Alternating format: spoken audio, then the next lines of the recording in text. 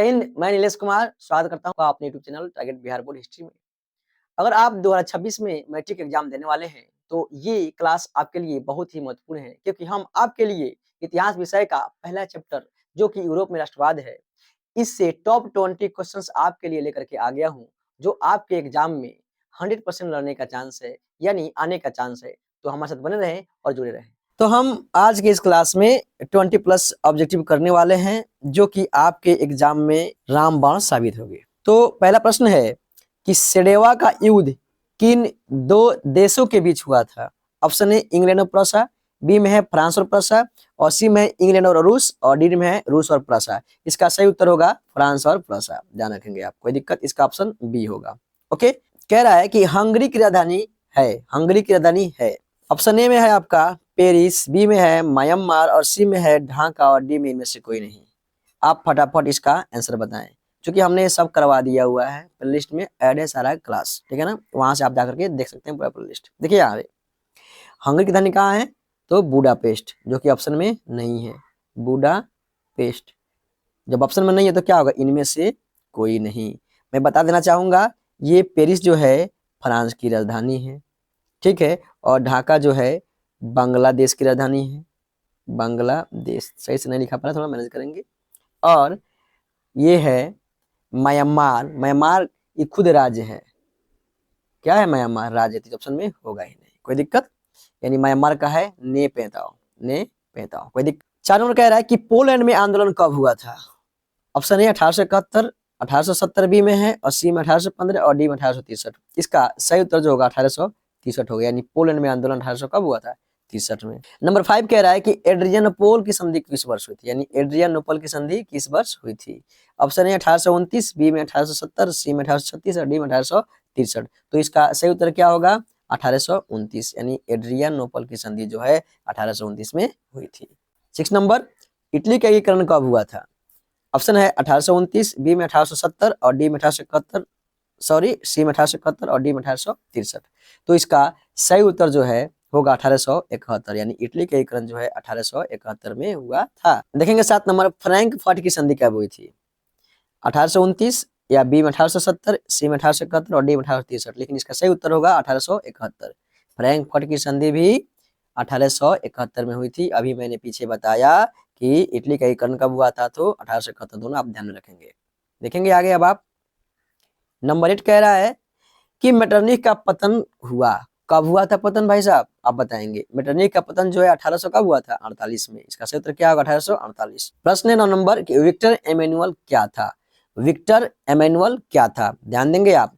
इसको मैं one liner में करवा चुका है, जो कि प्लेलिस्ट में ऐड है। पहला ऑप्शन ए में क्या है, जर्मन चांसलर था, या राजनीतिज्ञ था, या दार्शनिक था, या इनमें से कोई नहीं था। तो इसका सही उत्तर होगा विक्टर एमेनुअल राजनीतिज्ञ था। क्या था भाई, राजनीतिज्ञ था।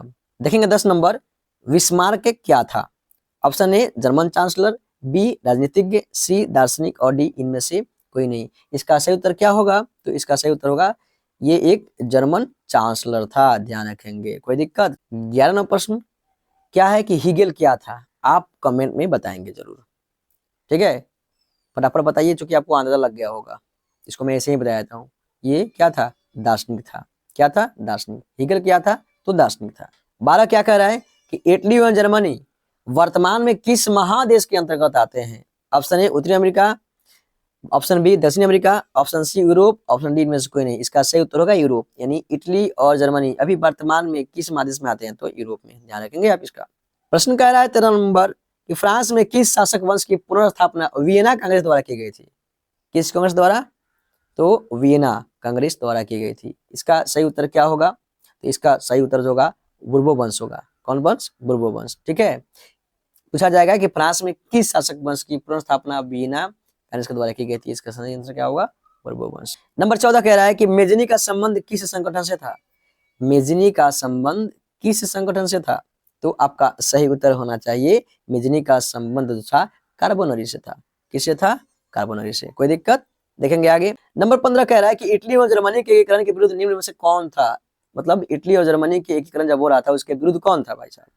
इसका सही उत्तर क्या होना चाहिए, आप कमेंट में बता सकते हैं। बल्कि इसका सही उत्तर जो होगा ऑस्ट्रिया होगा। कोई दिक्कत तो नहीं है, ठीक है। नंबर 16 कह रहा है कि काउन काउर को विक्टर इमैनुअल ने किस पद पर नियुक्त किया? काउन काउर ने विक्टर इमैनुअल को किस पद पर नियुक्त किया था? जिसका सही उत्तर होगा प्रधानमंत्री, है ना। यहाँ से दो प्रश्न निकलता है आपको कि काउन काउर को जो है प्रधानमंत्री किसने नियुक्त किया था? तो आपका सही उत्तर होगा विक्टर इमैनुअल ने। नंबर 17 क्या कह रहा है कि गैरीबाल्डी पेशे से क्या था? तो गैरीबाल्डी पेशे से नाविक था। इसकी तो आपको सब बच्चों को पता रहता है, आपको भी पता होगा। 18 कह रहा है कि जर्मन राइन राज्य का निर्माण किसने किया था? जर्मन राइन राज्य का निर्माण किसने किया था? तो इसका सही उत्तर होना चाहिए नेपोलियन बोनापार्ट। कोई दिक्कत? नंबर 19 कह रहा है कि जाल्बेरिन क्या थी? यानी जाल्बेरिन क्या थी? एक संस्था थी, वो भी किसकी संस्था थी?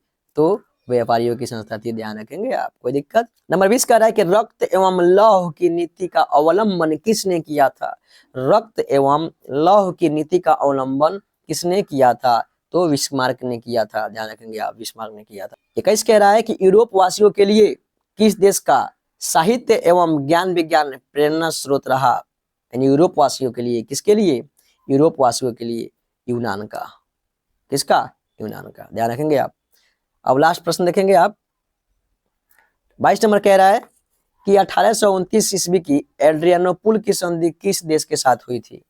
1829 ईस्वी की एड्रियानोपुल की संधि किसके साथ हुई थी? तो इसका सही उत्तर होगा तुर्की के साथ। ओके,